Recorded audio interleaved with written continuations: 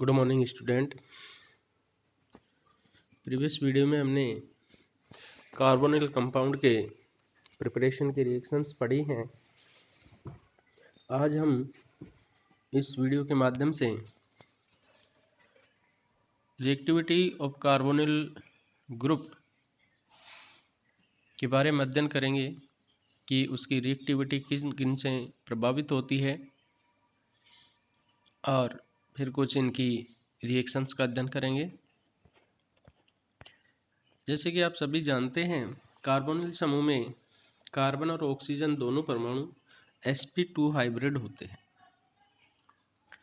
Carbon का जो electronic configuration in excited state है is 1s2 2s1 2px1 2py1 2p1z1, अर्थात 2s1 से एक इलेक्ट्रॉन 2p में चला जाता है और इस प्रकार से कार्बन के 4 इलेक्ट्रॉन युग्मित हो जाते हैं। ऑक्सीजन के पास में 8 इलेक्ट्रॉन हैं, जो आउटर मोस्ट सेल में 6 इलेक्ट्रॉन हैं, 1s2 2s2 2px2 2py1 2pyz1।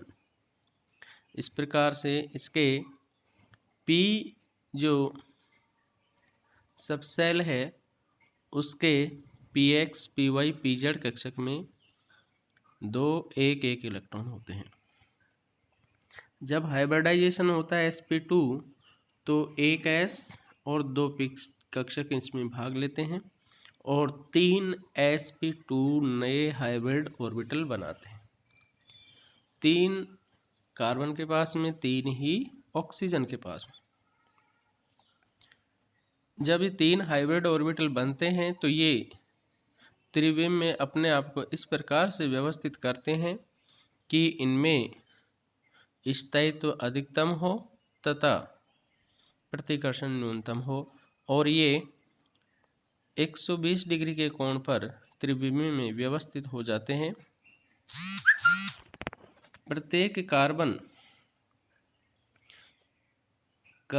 तथा ऑक्सीजन दोनों के पास में कुछ ऐसे भी ऑर्बिटल बच जाते हैं जो संकरण में भाग नहीं लेते हैं। pz कक्षक कार्बन परमाणु के तीनों sp2 संकरित कक्षक 3 सिग्मा बंध बनाने में प्रयुक्त होते हैं। इनमें से एक ऑक्सीजन के साथ में और 2 किसी एल्काइल या हाइड्रोजन परमाणु के कक्षक को एक साथ में अतिव्यापन करके ये सिग्मा बंध बनाते हैं।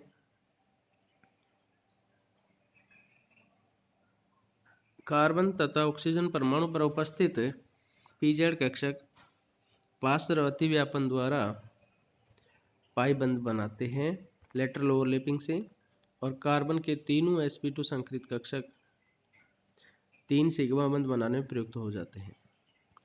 परंतु ऑक्सीजन के 3 में से केवल एक ही sp2 संकरित कक्षक एक सिग्मा बंध बनाने में काम आता है। शेष दोनों में अनपेयर्ड इलेक्ट्रॉन युग्म होते हैं।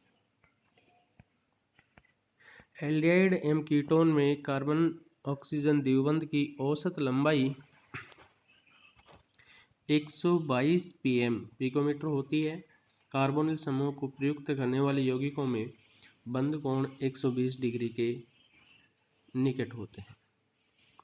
देखिए यहाँ पे कार्बन समूह का आणविक कक्षक चित्र दिखाया गया है और इस आणविक कक्षक चित्र में अपन देख पा रहे हैं कि कार्बन के pz ऑर्बिटल जो कि संकरण में भाग नहीं ले रहा है और ऑक्सीजन का एक ऑर्बिटल दोनों पार्श्व अतिव्यापन करके पाई इलेक्ट्रॉन क्लाउड जहाँ शो हो रहा है पाई सिग्मा बंध के ऊपर और नीचे, ये पाई बंध को रिप्रेजेंट करता है।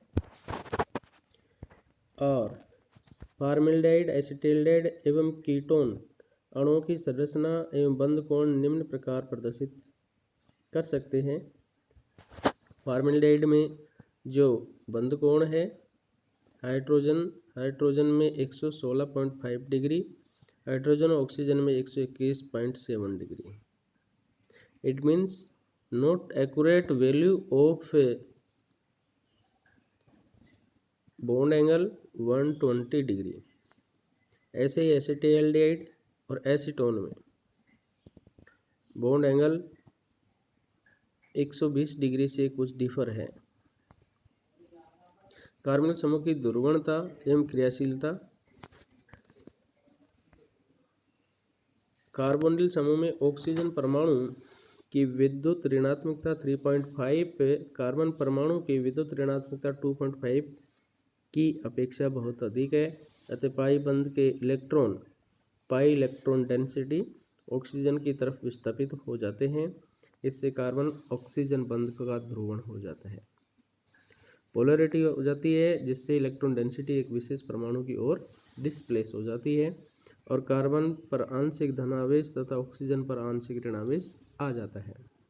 कार्बन समूह को निम्नलिखित दो संरचनाओं का अनुनादी संकर भी माना जा सकता है, जो नीचे डायग्राम में दिखाया गया है।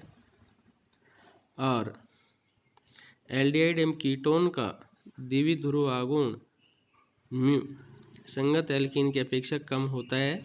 यह दिखाया गया है, देखिए 1 ब्यूटीन का म्यू इक्वल टू 0.3 डी होता है और प्रोपेनेल का 2.5 डी होता है। तो ये ध्रुवणता ऑक्सीजन की अधिक विद्युत ऋणता के कारण विकसित होती है।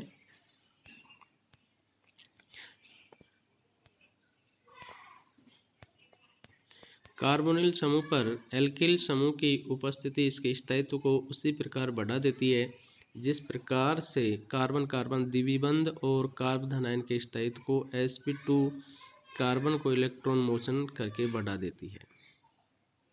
देखिए, कार्बोनिल समूह पर अगर एल्किल समूह की उपस्थिति है तो इसके स्थायित्व को उसी प्रकार बढ़ा देती है जिस प्रकार कार्बन कार्बन द्विबंध हो और कार्बन आयन के स्थायित्व को sp2 कार्बन को इलेक्ट्रॉन मोचन करके बढ़ा देती है।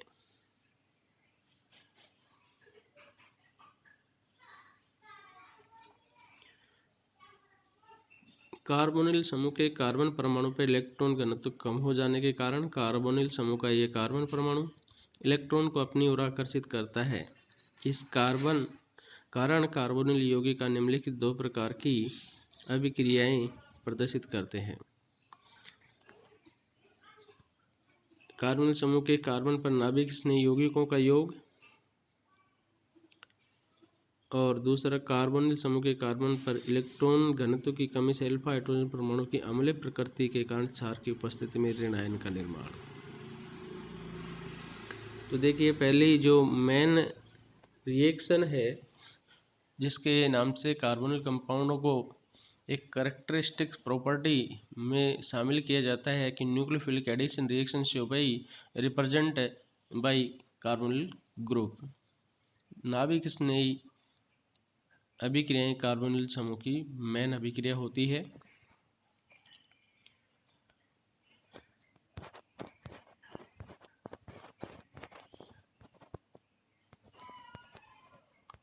कार्बन समूह की क्रियाशीलता को प्रभावित करने वाले कारक ऐसे परमाणु या समूह जो कार्बन परमाणु पर उपस्थित धनावेश को इलेक्ट्रॉन प्रदान करके, क्योंकि कार्बन परमाणु पर धनावेश आता है तो उसको इलेक्ट्रॉन अगर प्रदान करता है, प्रदान करके कम कर देते हैं। ऐसे परमाणु या समूह जो कार्बन परमाणु पर उपस्थित धनावेश को इलेक्ट्रॉन प्रदान करके कम कर देते हैं। किसको? धनावेश को कम कर देते हैं, कार्बोनिल यौगिकों की क्रियाशीलता को कम कर देते हैं। इट मीन्स प्लस आई प्रभाव रिप्रेजेंट करने वाले जो समूह कार्बन से जुड़े हुए होंगे वो कार्बोनिल की क्रियाशीलता को कम करेंगे, क्योंकि इससे कार्बोकैटायन का स्थायित्व बढ़ेगा और स्थायित्व बढ़ेगा तो ये क्रियाशीलता कम कर देगा। कार्बोनिल समूह के कार्बन परमाणु पर जुड़ने वाले एल्किल समूह में जैसे जैसे कार्बन परमाणुओं की संख्या बढ़ती है तो कार्बोनिल यौगिक की क्रियाशीलता कम होती जाती है। देखिए यहाँ पे फॉर्मेल्डिहाइड, एसिटाल्डिहाइड और एसीटोन, इसमें फॉर्मेल्डिहाइड में केवल हाइड्रोजन है, एसिटिल्डिहाइड में एक एल्किल समूह है और एसीटोन में 2 एल्किल समूह है, अर्थात 1-2 मेथिल हैं। इससे सबसे ज़्यादा क्रियाशील है फॉर्मेल्डिहाइड, फिर है एसिटिल्डिहाइड, फिर एसीटोन। इसी प्रकार यदि कार्बोनिल समूह के कार्बन पर बेंजीन वाले उपस्थित हो तो पाइलेक्ट्रॉन के अस्थानीकरण से कार्बोनिल समूह की क्रियाशीलता कम हो जाती है।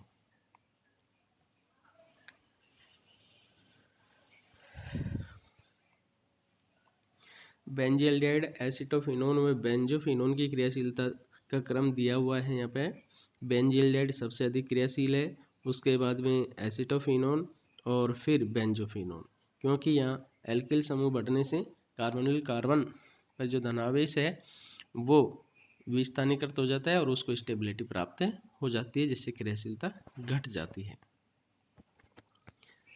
ऐसे परमाणु या समूह जो अल्फा कार्बन पर उपस्थित हो तथा अपनी ओर इलेक्ट्रॉन को आकर्षित करते हो तो कार्बोनिल समूह के कार्बन परमाणु पर इलेक्ट्रॉन घनत्व को और कम कर देते हैं, अर्थात धनावेश में कमी कर देते हैं, अतः कार्बोनिल समूह की क्रियाशीलता बढ़ाते हैं। तो ये है कि यदि अल्फा कार्बन पर ऐसे समूह जुड़े हुए हैं जो इलेक्ट्रॉन घनत्व को अपनी ओर खींचते हैं तो फिर इसकी क्रियाशीलता बढ़ जाती है, जैसे ट्राइक्लोरो एसिटिल्डिहाइड, हेक्साफ्लोरो एसीटोन। बेंजीन वाले में ऑर्थो या पैरा स्थितियों पर इलेक्ट्रॉन आकर्षी समूह जैसे नाइट्रो, साइनो इत्यादि उपस्थित हों तो पाई इलेक्ट्रॉन के स्थानीकरण से कार्बोनिल समूह की क्रियाशीलता बढ़ जाती है। कार्बोनिल यौगिक की कुछ नाभिक स्नेह क्रियाओं के उदाहरण निम्नलिखित हैं। हाइड्रोजन साइनाइड का योग, हाइड्रोजन साइनाइड के योग पर कार्बोनिल यौगिक साइनोहाइड्रिन बनाते हैं जो जल अपघटन पर हाइड्रोक्सी अम्ल देते हैं। सोडियम हाइड्रोजन सल्फाइड का योग, कार्बोनिल यौगिक सोडियम हाइड्रोजन सल्फाइड के साथ अभिक्रिया कर यौग उत्पाद देते हैं, अडक्ट बनाते हैं। इस अभिक्रिया की क्रियाविधि निम्न है। सोडियम बाइसल्फाइड से सोडियम मुक्त होता है और फिर हाइड्रोजन सल्फाइड से प्रोटॉन मुक्त होता है और फिर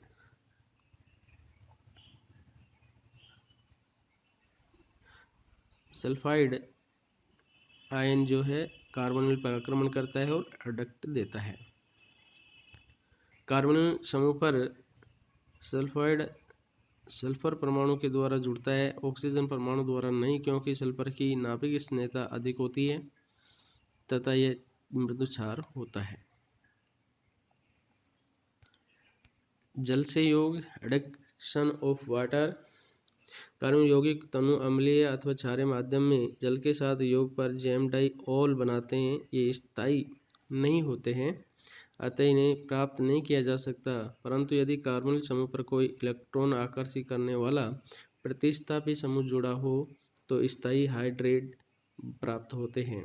क्लोरेल बनता है, क्लोरेल हाइड्रेट बन जाता है।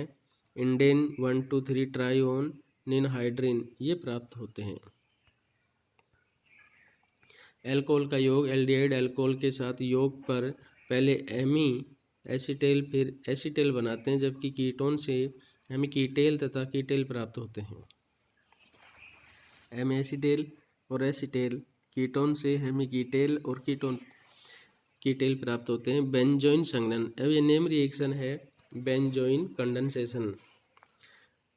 एरोमेटिक एल्डिहाइड को जलीय एथेनोलिक पोटेशियम साइनाइड के साथ पश्चवाहित किया जाए तो बेंजाइन बनता है। इस अभिक्रिया को बेंजाइन संघनन कहते हैं।